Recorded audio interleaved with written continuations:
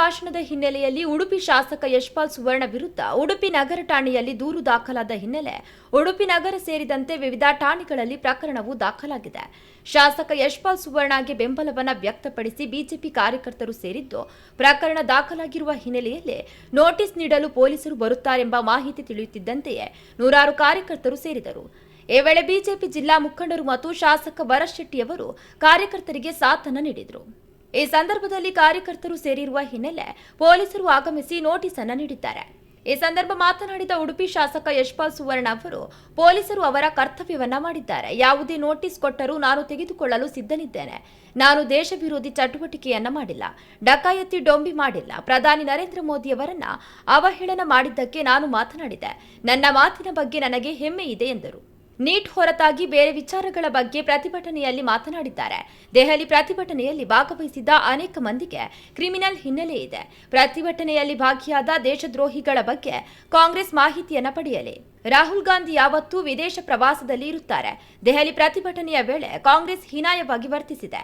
ಸಂಸತ್ತಿನಲ್ಲಿ ಇಂದು ಇಡಿಯಟ್ ಎಂಬ ಪದವನ್ನು ಬಳಸಿದ್ದಾರೆ. ಇದು ಕಾಂಗ್ರೆಸ್ ಪಕ್ಷಕ್ಕೆ ಗೌರವ ತರುವ ವಿಷಯವಲ್ಲ. ವಿಪಕ್ಷ ನಾಯಕರನ್ನ ತಿದ್ದುವ ಕೆಲಸ ಕಾಂಗ್ರೆಸ್ ಮಾಡಲಿ ಎಂದು ಹೇಳಿದರು. ಈ ವೇಳೆ ಮಾಜಿ ಸಚಿವರು ನಗರ ಠಾಣೆಗೆ ಹೋಗಿ ದೂರನ್ನ ಕೊಟ್ಟಿದ್ದಾರೆ. ಇದು ಉಡುಪಿ ಜಿಲ್ಲೆಯಲ್ಲಿ ಬಿಜೆಪಿಯ ಶಕ್ತಿಯನ್ನ ತೋರಿದೆ. ಕಾಂಗ್ರೆಸ್ ಪಕ್ಷದ್ದೇ ಸರ್ಕಾರ ಇರುವಾಗ ದೂರು ನೀಡುವುದು ಸಹಜ. ಸಿದ್ಧಾಂತ ಪದ್ಧತಿಯಲ್ಲಿ ನನಗೆ ರಾಜಿ ಇಲ್ಲ. ಮಣಿಪಾಲ ಪ್ರತಿಭಟನೆ ಬಗ್ಗೆ ಯುವ ಮೋರ್ಚಾ ದೂರು ನೀಡಿತ್ತು. ಆದರೆ ಈ ಬಗ್ಗೆ ಯಾವುದೇ ಕ್ರಮಗಳನ್ನು ಕೈಗೊಂಡಿಲ್ಲ. ಸರ್ಕಾರಗಳು ಶಾಶ್ವತ ಅಲ್ಲ. ಅಧಿಕಾರಿಗಳು ನ್ಯಾಯಯುತವಾಗಿ ಕೆಲಸವನ್ನ ಮಾಡಲಿ. ಕಾಂಗ್ರೆಸ್ಸಿಗರಿಗೆ ಹೆದರಿ ಕೆಲಸವನ್ನ ಮಾಡಬೇಡಿ. ಪ್ರತಿಭಟನೆಗಳಲ್ಲಿ ಪೊಲೀಸರಿಗೆ ಅವಹೇಳನ ಮಾಡಲಾಗಿದೆ. ಒತ್ತಡಗಳಿಗೆ ಮಣಿದು ಪೊಲೀಸರು ಕಣ್ಣಿಗೆ ಬಟ್ಟೆ ಕಟ್ಟಿ ಕುಳಿತುಕೊಳ್ಳುವಂತಾಗಿದೆ ಎಂದರು. ಠಾಣೆ ಕಾಂಗ್ರೆಸ್ ಇವತ್ತು ಅವರದೇ ಸರ್ಕಾರ ಉಂಟು. ನಾವು ಆ ಬಗ್ಗೆ ಏನು ಚರ್ಚೆ ಮಾಡಲಿಕ್ಕೆ ಹೋಗಲ್ಲ. ಯಾಕಂತ ಹೇಳಿದ್ರೆ ಅವರು ಠಾಣೆಗಳಲ್ಲಿ ದೂರು ಕೊಡುವಂಥದ್ದು ಇರ್ಬೋದು, ಏನಿದ್ರು ಕೂಡ ನಮ್ಮ ಸಿದ್ಧಾಂತ ವಿಚಾರ ಬದ್ಧತೆಯಲ್ಲಿ ನಾವು ಯಾವತ್ತೂ ಕೂಡ ರಾಜಿ ಮಾಡುವುದಿಲ್ಲ. ಅದರಿಂದ ಯುವ ಮೋರ್ಚಾದವರು ದೂರನ್ನು ನೀಡಿದ್ದಾರೆ ಮಣಿಪಾಲದ ಪ್ರತಿಭಟನೆ ಬಗ್ಗೆ.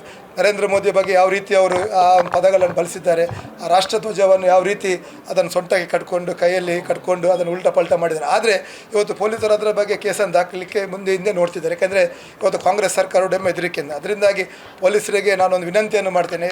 ರಾಷ್ಟ್ರೀಯ ಒಂದು ಚಿಂತನೆಯಲ್ಲಿರುವಂಥ ಭಾರತೀಯ ಜನತಾ ಪಕ್ಷ ಖಂಡಿತವಾಗಿ ತಮ್ಮ ಜೊತೆಗಿರ್ತದೆ. ತಾವು ಸಿದ್ಧಾಂತದ ಪರವಾಗಿ, ರಾಷ್ಟ್ರೀಯತೆ ಪರವಾಗಿ ಕೆಲಸ ಮಾಡಿ ಮುಂದೆ ದಿನಗಳಲ್ಲಿ ಕೂಡ ಖಂಡಿತವಾಗಿಯೂ ಸರ್ಕಾರ ಯಾವುದು ಪರ್ಮನೆಂಟ್ ಅಲ್ಲ, ಇವತ್ತು ಬರ್ತದೆ ನಾಳೆ ಹೋಗ್ತದೆ. ಆದರೆ ಸಿದ್ಧಾಂತಗಳ ವಿಚಾರ ಒಳ್ಳೆಯ ಕೆಲಸಗಳು ಜನರ ಮನಸ್ಸಲ್ಲಿ ಅದು ಮಸೀದಿ ಅಲ್ಲಿ ಹೋಗುತ್ತಿಲ್ಲ.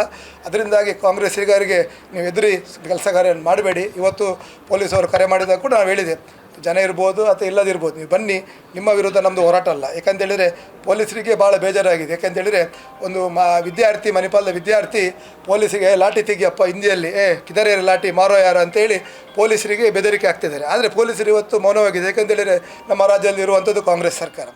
ಈ ವೇಳೆ ಮಂಗಳೂರು ಉತ್ತರ ಶಾಸಕ ಭರತ್ ಶೆಟ್ಟಿ ಮಾತನಾಡಿ, ಉಡುಪಿಯ ಭದ್ರಕೋಟೆಗಳಲ್ಲಿ ಶಾಸಕರನ್ನ ಟಾರ್ಗೆಟ್ ಮಾಡಲಾಗುತ್ತಿದೆ. ಕಾಂಗ್ರೆಸ್ ಸರ್ಕಾರ ಅಧಿಕಾರಕ್ಕೆ ಬಂದಾಗಿನಿಂದ ಇದು ಆಗುತ್ತಿದೆ. ದಕ್ಷಿಣ ಕನ್ನಡ ಜಿಲ್ಲೆಯ ಎಲ್ಲಾ ಶಾಸಕರ ಮೇಲೆ ಕೇಸನ್ನ ಹಾಕಲಾಗಿದೆ. ಈಗ ಉಡುಪಿಯಲ್ಲಿ ಯಶ್ಪಾಲ್ ಸುವರ್ಣ ವಿರುದ್ಧ ದೂರನ್ನ ದಾಖಲಿಸಲಾಗಿದೆ. ಕಾರ್ಯಕರ್ತರ ಧೈರ್ಯವನ್ನ ಕುಗ್ಗಿಸುವ ಕೆಲಸವನ್ನ ಕೇಸ್ ಹಾಕುವ ಮೂಲಕ ಮಾಡುತ್ತಿದ್ದಾರೆ ಎಂದು ಆರೋಪಿಸಿದರು. ಸಿಟಿ ರವಿ ಅವರ ಮೇಲೆ ಕೇಸ್ ಹಾಕಿದ್ದಾರೆ. ಈ ಕೇಸ್ಗಳಿಗೆ ಹೆದರುವವರು ನಾವಲ್ಲ. ಪ್ರಿಯಾಂಕ ಖರ್ಗೆ ಅವರ ಮೇಲೆ ಹಲವಾರು ಕೇಸ್ಗಳಿವೆ. ಸರಿಯಾಗಿ ನೋಡಿದರೆ ಅವರ ಮೇಲೆ ರೌಡಿ ಶೀಟರ್ ಹಾಕಬೇಕು.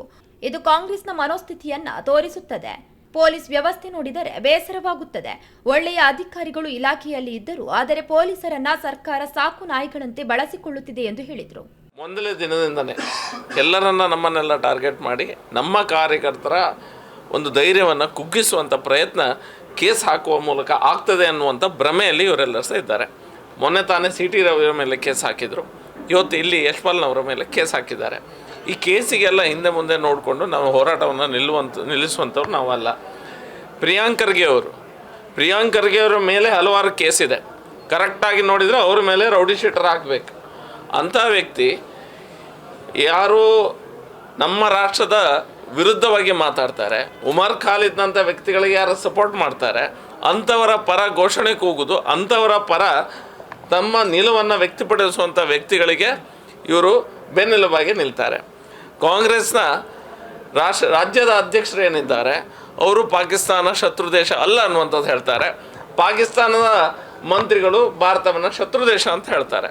ಹಾಗಾದರೆ ಇವರ ಮನಸ್ಥಿತಿ ಹೇಗಿದೆ ಅನ್ನೋದನ್ನು ನಾವು ಅರ್ಥಕೊಳ್ಬೇಕಾಗ್ತದೆ.